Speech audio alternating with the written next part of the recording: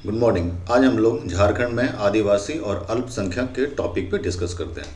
इसको भी झारखंड आर्थिक सर्वे 2023-24 के आंकड़े से लिया गया है। इसमें कुछ आंकड़े चेंज भी हुए हैं, ठीक है, जिस पे भी इसमें आगे डिस्कस करेंगे। ठीक, जो इंपॉर्टेंट क्वेश्चन थे सब यहाँ डाल दिए हैं। पहला क्वेश्चन है, झारखंड में कुल कितने जनजातीय समूह निवास करते हैं? 32।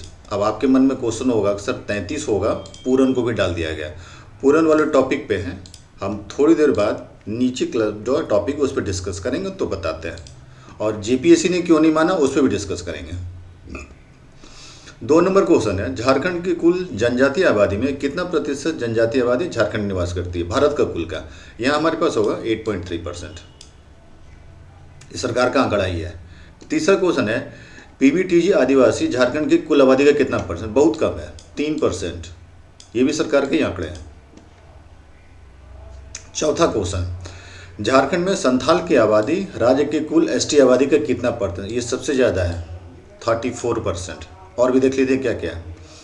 संथाल हो का भी देख लीजिए 10%, खड़िया का 2.27% और अन्य का है 16%। सबसे अधिक आबादी संथाल का ही है, 34%। 5 नंबर, वर्ष 2022 में झारखंड सरकार ने कुल कितने आदिवासियों को जनजातीय समूह में शामिल किया है? 9 किया है। 9।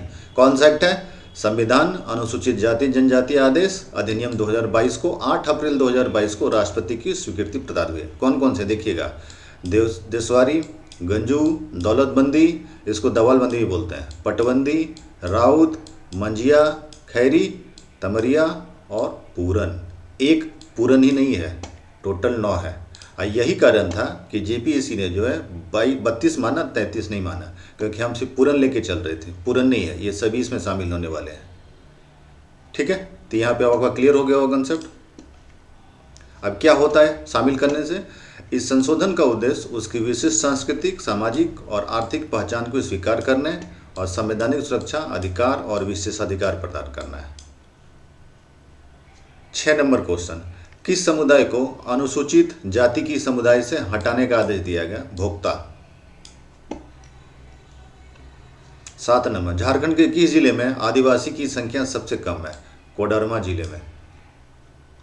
और झारखंड के किस जिले में आदिवासी की जनसंख्या सर्वाधिक है? वो है खूंटी में। सरकार का आंकड़ा क्या बताता है, देख लीजिएगा। खूंटी, सिमडेगा, गुमला, पश्चिमी सिंहभूम, लोहरदगा, लातेहार, पाकुड़ और दुमका में आबादी में 40% से अधिक है। और उसके बाद खूंटी में वो लगभग 73% आबादी बनाते हैं। इसके विपरीत कोडरमा की आबादी का केवल 0.96% हिस्सा ही समुदाय का, यानी सबसे कम है। ज़्यादा वाला तो नहीं पूछेगा, लेकिन आजकल ये पूछेगा। ये वाला क्वेश्चन शायद जेपीएससी में पूछ चुका है, जेपीएससी में नहीं, शायद मेरे ख्याल से बैकलॉग वाले एग्जाम में। 9 नंबर, वर्तमान में कुल कितने जिले अनुसूचित क्षेत्र में आते हैं? देखिए आते हैं 15। अब क्यों वो देख ले, पहले 13 था, अब नहीं है। रांची, खूंटी, पूर्वी सिंहभूम, पश्चिमी सिंहभूम, सरायकेला खरसावां, गुमला, सिमडेगा, लोहरदगा, लातेहार, दुमका, जामताड़ा, साहिबगंज, पाकुड़। अब आया गढ़वा का, भंडरिया और गोड्डा का, सुंदरी पहाड़ी, अभिजिनौर। ये जिले अब जो हमारे पास हैं। इसके अलावा पलामू जिला का है सतबरवा प्रखंड में रबदा। अब बकोरिया नामक 2 पंचायत अनुसूचित क्षेत्र में शामिल है, इसलिए अब बढ़ गए हैं, अब उतने नहीं रहे। पहले 13 था, ठीक है, 15।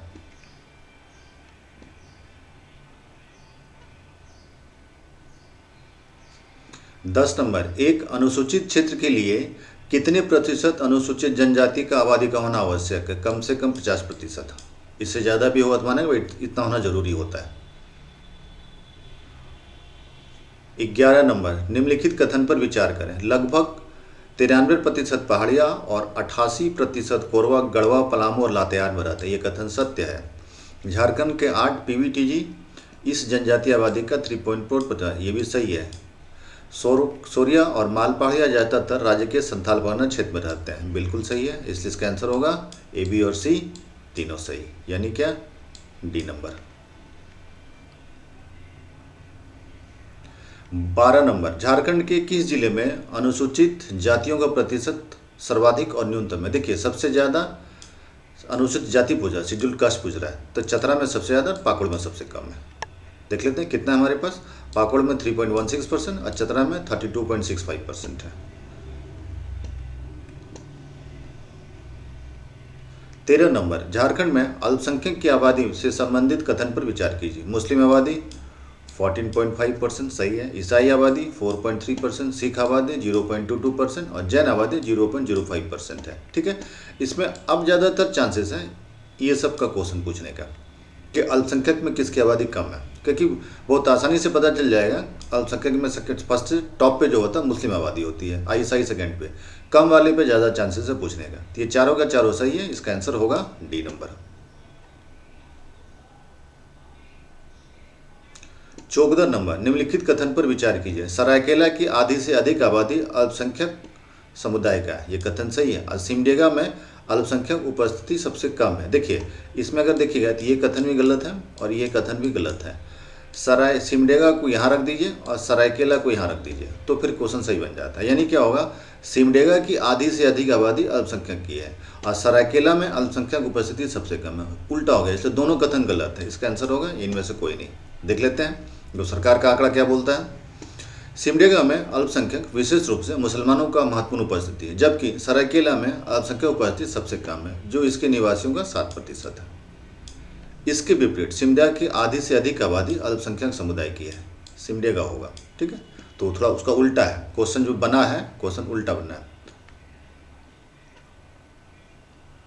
15 नंबर, पेशा एक्ट 2022 में क्या संशोधन किया गया। देखिए, दो संशोधन मैंने, पहला संशोधन ये किया गया कि ग्राम प्रधान को जो वित्तीय शक्ति प्रदान की गई है, और दूसरा ये किया गया है ग्राम प्रधान को जो लाभ होगा स्थानीय उत्खनन से, खनन तो अलाउ नहीं है, उत्खनन अलाउ है, तो उसमें जो है एक हिस्सा उसको दे दिया जाएगा खर्च करने के लिए। तो वो खर्च कितना है, 25 लाख, और वित्तीय शक्ति ग्राम प्रधान को दे दिया गया है। और दूसरा कि जो राशि दिया जाएगा उसका क्या उपयोग होगा, आवंटित राशि का उपयोग आदिवासी कला केंद्रों के निर्माण पर किया जाएगा। तो इसलिए क्वेश्चन 1, 2 और 3 तीनों सही है, तो आंसर होगा उपरोक्त सही, और ये इंपॉर्टेंट है इस बार के लिए।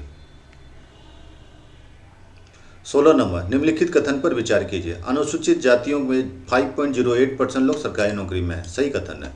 अनुसूचित जनजाति में 3.49 लोग सरकारी नौकरी में, ये भी कथन सही है, आंसर होगा 2। बहुत कम परसेंटेज है नौकरी में अभी भी इन लोगों का, और सरकार इसको बढ़ाने के लिए कुछ नई योजना, कुछ नए स्कूल भी खोल रहे हैं। 17 नंबर, झारखंड में कुल कितने एकलव्य आदर्श आवासीय विद्यालय कार्यरत है। अभी देखिए, कार्यरत तो मात्र 7 है, मात्र। सरकार का आंकड़ा क्या कहता है ये सुन लीजिए। देखिए सरकार क्या कहता है, वर्तमान में 7 कार्यात्मक EMRS है, जिसमें 3202 छात्र नामांकित हैं और 82 जो है क्रियाशील नहीं हो पाए। यानी इतना प्रस्तावित था कि इतने स्कूल खुलेंगे तो काम चलेगा, अभी तो हुआ ही नहीं है। और इन 82 स्कूलों में 20 का निर्माण पूरा हो चुका है, 45 स्कूलों का काम चल रहा है और 17 स्कूल निर्माण का अभी शुरू होने बाकी है, यानी अभी भी पूरा नहीं हुआ है। यही कारण है कि सरकार ढेर सारी जगह पर जो PGT और TGT का जो टीचर्स का वैकेंसी वो दे नहीं पाती, क्योंकि स्कूल फंक्शन में नहीं है। और जब सारे स्कूल फंक्शन में आ जाएंगे तो इसमें हमेशा की जरूरत पड़ती रहेगी। ठीक है, इसलिए जो है ये हमारा कथन अब है कि ये स्कूल जो है एकलव्य स्कूल खोला क्यों जाता है। इसका पहला उद्देश्य होता है आदिवासी बहुल इलाके में स्कूल खोला जाता है और आदिवासी बच्चे को जो गुणवत्तापूर्ण शिक्षा देने की बात करता है। इतना ही नहीं है, ये कौशल विकास का भी काम करता है और स्वदेशी संस्कृति के संरक्षण पर ध्यान केंद्रित करता है। इसलिए ये स्कूल खुलना भी चाहिए।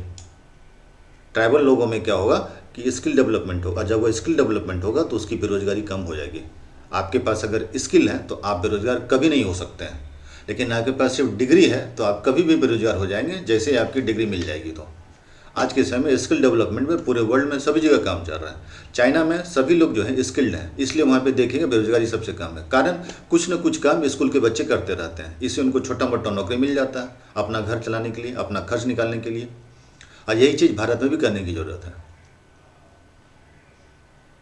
18 नंबर, बिरसा आवास योजना से संबंधित कौन सा कथन सत्य है। देखिए, बिरसा आवास योजना और प्रधानमंत्री आवास योजना में सिर्फ एक अंतर है। प्रधानमंत्री आवास योजना सभी को मिल सकता है, बिरसा आवास योजना PVGT श्रेणी के परिवार को मिलेगा, इसलिए कथन सही है। दूसरा, इस योजना के तहत प्रति आवास किराया जो 1,31,500 रुपया दिया जाता है और 100% अनुदान है, यानी ये 100% सब्सिडी पे काम करता है। ये पैसा सरकार आपसे नहीं लेगी इंटरेस्ट के रूप में। दोनों कथन सही है। 19 नंबर, कल्याण गुरुकुल से संबंधित कौन सा कथन सत्य है। देखिए, प्रीजा फाउंडेशन इसका एक मूल कार्यक्रम, बिल्कुल सही बात है, प्रीजा के तहत काम होता है ये। इसका उद्देश्य ST/SC और अल्पसंख्यक महिलाओं में कौशल विकास करना, ये भी गई है। और राज्य भर में लगभग 22 कल्याण गुरुकुल है, ये भी सही है, उपरोक्त सभी है। अब ये प्रीजा क्या है, ठीक है, देख लीजिए। प्रीजा जो हमारे पास है, एक है pan IIT alumni reach for Jharkhand, ठीक है। ये हमारे जो IIT जो है उनके जो एलुमनी लोगों ने उन लोगों ने क्या किया है कि एक फाउंडेशन बनाया। अब वो फाउंडेशन का काम है स्किल डेवलपमेंट का काम करना। अब एक स्किल डेवलपमेंट काम क्यों करना, अभी आपसे जस्ट डिस्कस किए थे कि जब तक आप स्किल्ड नहीं होंगे तब तक आपकी बेरोजगारी दूर नहीं हो सकती है। और सरकार सरकारी नौकरी दे करके बेरोजगारी दूर नहीं कर पाएगी, उतनी ज़रूरत नहीं है। जितनी ज़रूरत होगी सरकार को उतनी ही वो रोजगार का सृजन करेंगे। सरकारी नौकरी उतना ही निकलता है, चाहे कोई भी सरकारें आ जाए, चाहे बीजेपी वाली सरकार हो, चाहे कांग्रेस वाली सरकार हो, चाहे जेएमएम वाली सरकार हो। जब जब इनको ज़रूरत पड़ेगा तब तक ये वैकेंसी निकालेंगे, और जब इनको ज़रूरत नहीं है तो फिर नहीं ज़रूरत है तो नहीं निकलेगी वैकेंसी। लेकिन अगर आप स्किल्ड हैं तो आप कहीं भी रोजगार कर सकते हैं, भारत ही नहीं दूसरे देश में जाके भी रोजगार का काम कर सकते हैं। इसलिए प्रिजा ने क्या किया है कि स्किल डेवलपमेंट को बढ़ाने और उसके लिए लाभदायक रोजगार सुनिश्चित करने के लिए कम से कम एक कल्याण गुरुकुल स्थापित किया हुआ है। और ये कल्याण गुरुकुल उसी के लिए काम करती है। ठीक, और देख लिए क्या क्या काम करती है। सैन्य इंजीनियरिंग सेवाओं के पूर्व सैनिकों द्वारा प्रबंधित कल्याण गुरुकुल प्राचीन भारतीय गुरुकुल शिक्षा प्रणाली के मूल्यों और संस्कृति को दर्शाते हैं। गुरुकुल पूर्वकालिक अल्पकालिक आवासीय कौशल पर विकास पे केंद्र है, जो निर्माण, विनिर्माण, रसद, बुनियादी ढांचे और परिधान जैसे क्षेत्रों में प्रशिक्षण प्रदान करता है। ये सभी के लिए यहाँ से काम करने के बाद जो डिग्री मिलती है इस आधार पर आपको जो प्लेसमेंट भी मिलता है। ठीक है, प्रिजा में कितना है टोटल 22 गुरुकुल भी काम कर रहा है। गुरुकुल कौशल सीखने की सुविधा और पिछड़े समुदाय के रोजगार के अवसरों को बढ़ाने के लिए एक बहुव्यापार कौशल विकास केंद्र है। याद रखिएगा, कौशल विकास केंद्र है, मतलब इसमें कोई एकेडमिक पढ़ाई नहीं होती है, सोशल साइंस जनरल साइंस के लिए ये नहीं है हमारे पास। ठीक है, ये था हमारा 19 क्वेश्चन जो इंपॉर्टेंट था। इसके बाद का टॉपिक है ग्रामीण विकास और शहरी विकास जो सबसे इंपॉर्टेंट है, और उसके बाद झारखंड का जीडीपी जीएनपी। तो टोटल 4 वीडियो और हैं जो इंपॉर्टेंट है, हम जल्द अपलोड कर देंगे ताकि आपका जो आने वाले एग्जाम्स के लिए जो है वो पूरा हो जाएगा। ओके, जय हिंद, जोहार।